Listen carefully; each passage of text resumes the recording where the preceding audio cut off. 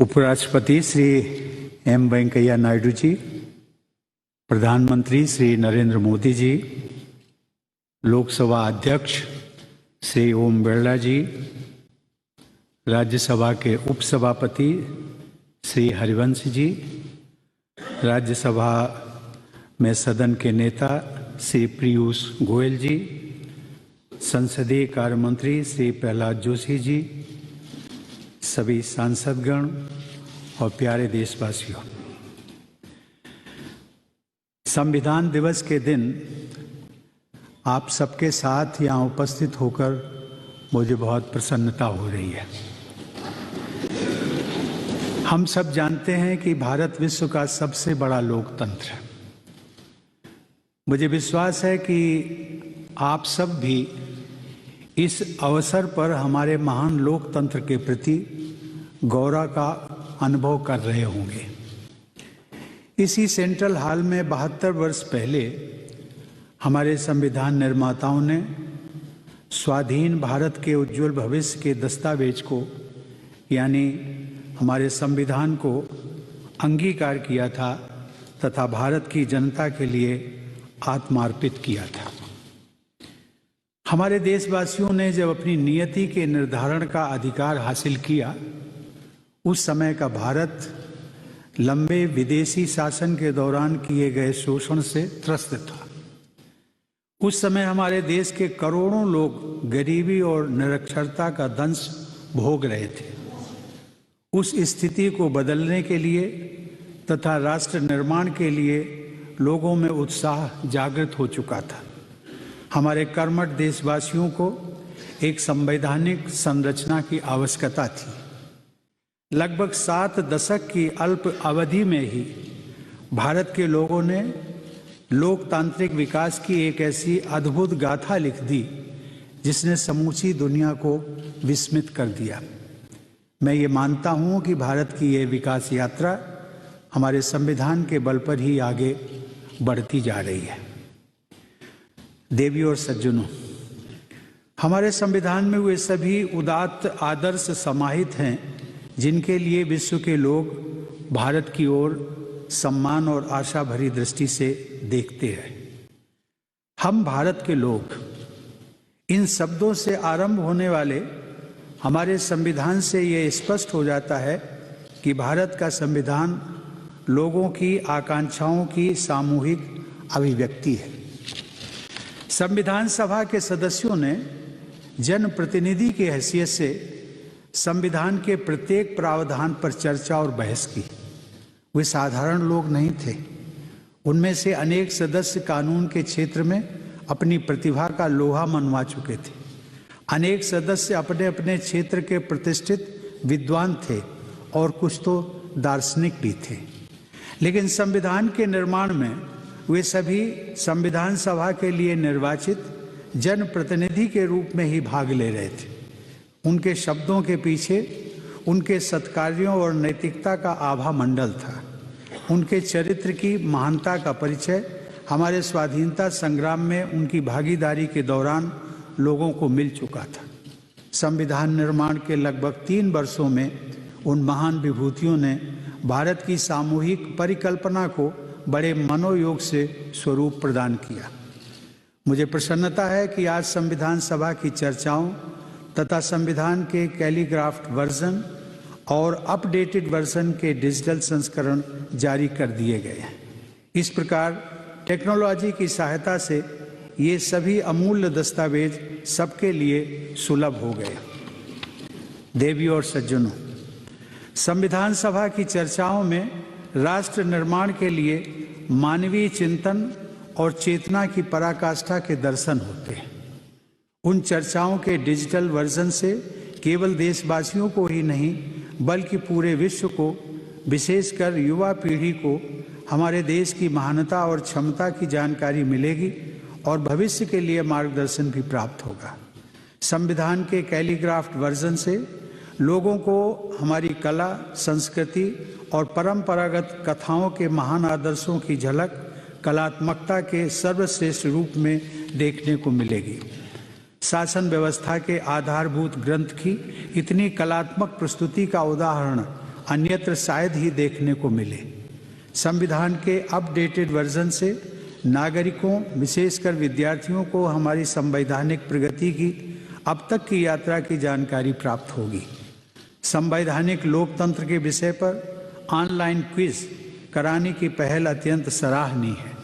यह रोचक माध्यम हमारे नागरिकों, विशेषकर युवा पीढ़ी में संवैधानिक मूल्यों के संवर्धन में बहुत प्रभावी सिद्ध होगा।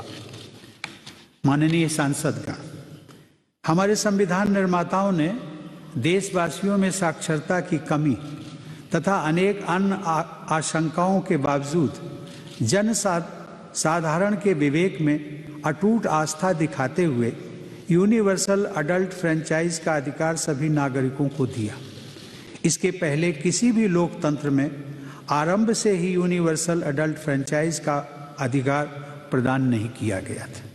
प्रारूप समिति के अध्यक्ष डॉक्टर बाबा साहब आम्बेडकर ने 16 जून 1949 को जब यूनिवर्सल अडल्ट फ्रेंचाइज का प्रस्ताव प्रस्तुत किया तो वह प्रस्ताव बिना किसी खास प्रतिरोध के सर्वसम्मति से पारित हो गया। इस संदर्भ में विशेष रूप से यह तथ्य उल्लेखनीय है कि इंग्लैंड और अमेरिका जैसे देशों में महिलाओं को लंबे संघर्ष के बाद मताधिकार प्राप्त हो सका था, परंतु हमारे देश में न केवल महिलाओं को आरंभ से ही मताधिकार प्रदान किया गया, बल्कि कई महिलाएं संविधान सभा की सदस्य भी थीं और उन्होंने संविधान के निर्माण में अपना अभूतपूर्व योगदान दिया था। हम भारत के लोग ये गर्व से कह सकते हैं कि हमारे संविधान के निर्माण में फाउंडिंग फादर्स के साथ साथ फाउंडिंग मदर्स ने भी अपना योगदान दिया है। पश्चिम के कुछ विद्वान ये कहते थे कि भारत में वयस्क मताधिकार की व्यवस्था विफल हो जाएगी, परंतु यह प्रयोग न केवल सफल रहा अपितु समय के साथ और मजबूत हुआ है। यहाँ तक कि अन्य लोकतंत्रों ने भी इससे बहुत कुछ सीखा है। हमारी आज़ादी के समय राष्ट्र के समक्ष उपस्थित चुनौतियों को ये ध्यान में रखा जाए तो भारतीय लोकतंत्र को निस्संदेह मानव इतिहास की सबसे बड़ी उपलब्धियों में से एक माना जा सकता है। इस उपलब्धि के लिए हम संविधान निर्माताओं की दूरदर्शिता और जनगण मन की बुद्धिमत्ता को नमन करते हैं। माननीय सांसदगण, 26 नवंबर 1949 को संविधान सभा के अध्यक्ष के रूप में संविधान पर हस्ताक्षर करने से कुछ ही क्षण पहले डॉक्टर राजेंद्र प्रसाद जी ने एक वक्तव्य दिया था। उनके कुछ शब्दों को मैं यहाँ दोहराना चाहता हूँ। उन्होंने कहा था, कोट, एक विधि निर्माता न केवल बुद्धिमान होना चाहिए बल्कि उसमें हर मामले में संतुलित दृष्टिकोण अपनाने की योग्यता भी होनी चाहिए ताकि वह स्वतंत्र रूप से कार्य कर सके और सबसे बढ़कर जीवन के मूलभूत आदर्शों के प्रति सच्चा बन सके। यदि एक शब्द में कहें तो उसे चरित्रवान होना चाहिए। अनकोट। डॉक्टर राजेंद्र प्रसाद के अनुसार जनप्रतिनिधियों की योग्यता का कोई मानदंड नहीं हो सकता।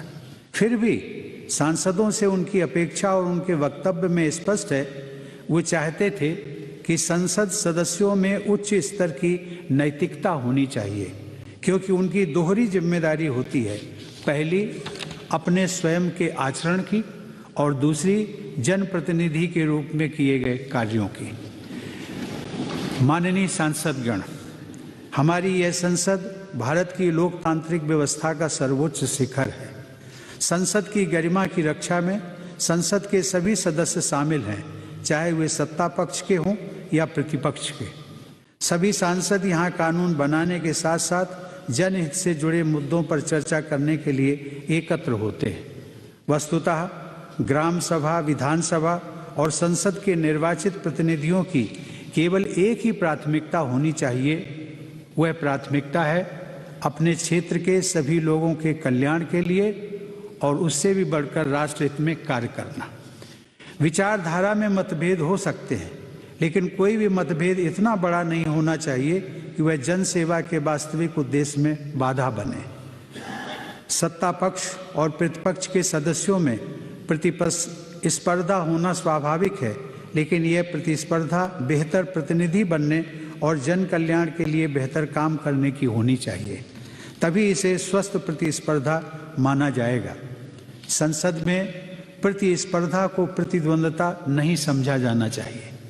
हम सब लोग ये मानते हैं कि हमारी संसद लोकतंत्र का मंदिर है, अतः हर सांसद की ये जिम्मेदारी बन जाती है कि वे लोकतंत्र के इस मंदिर में श्रद्धा की उसी भावना के साथ आचरण करें जिसके साथ वे अपने पूजा गृहों और इबादत गाहों में भी करते हैं।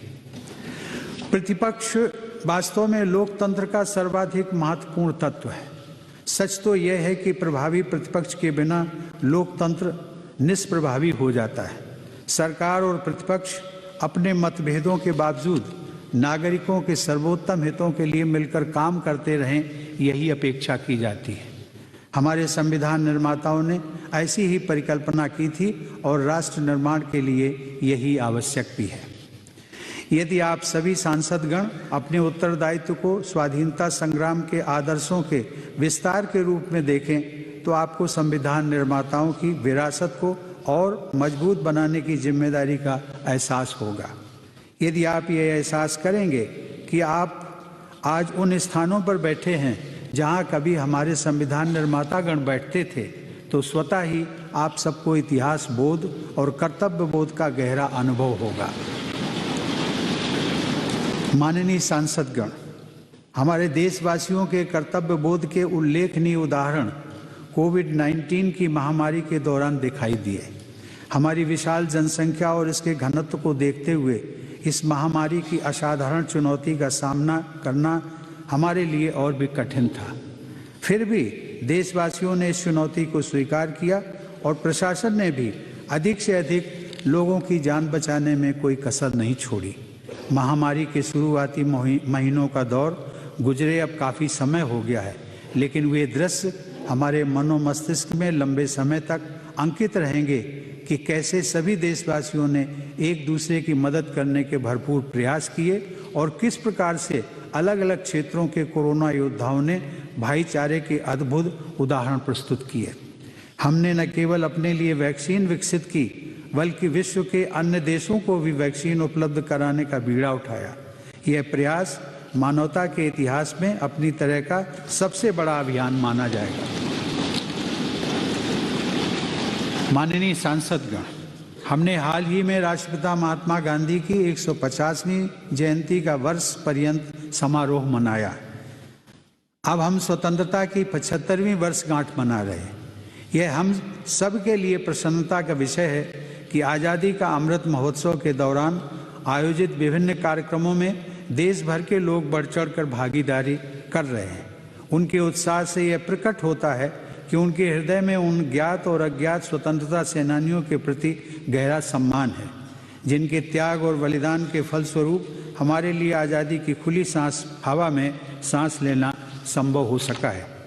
इस तरह के ऐतिहासिक महत्व के अवसर हमें उन जीवन मूल्यों की भी याद दिलाते हैं जिनके लिए हमारे स्वाधीनता सेनानियों ने संघर्ष किया और जो संविधान की उद्देशिका में न्याय, स्वतंत्रता, समता और बंधुता के रूप में उल्लिखित है। आइए संविधान दिवस के अवसर पर हम अपने दैनिक जीवन में उन महान राष्ट्रीय आदर्शों पर चलने के लिए स्वयं को पुनः समर्पित करें। इन आदर्शों का पालन करने से विश्व मंच पर हमारी उपस्थिति और मजबूत होगी तथा किसी भी चुनौती का सामना हम प्रभावी ढंग से कर सकेंगे। माननीय सांसदगण, हमारे संविधान के प्रिएम्बल अर्थात उद्देशिका को संविधान की अंतरात्मा कहा जाता है। आज के इस कार्यक्रम के अंत में सभी देशवासियों द्वारा संविधान की उद्देशिका का सामूहिक पाठ आयोजन करने की पहल अत्यंत सराहनीय है। इससे हमारे सभी देशवासियों में संविधान के आदर्शों के प्रति गौरव का भाव और मजबूत होगा। कुछ ही देर में हम सब संविधान की उद्देशिका का अक्षरशः पाठ करेंगे। अंत में संविधान दिवस के अवसर पर मैं सभी देशवासियों को पुनः हार्दिक बधाई देता हूं। धन्यवाद। जय हिंद।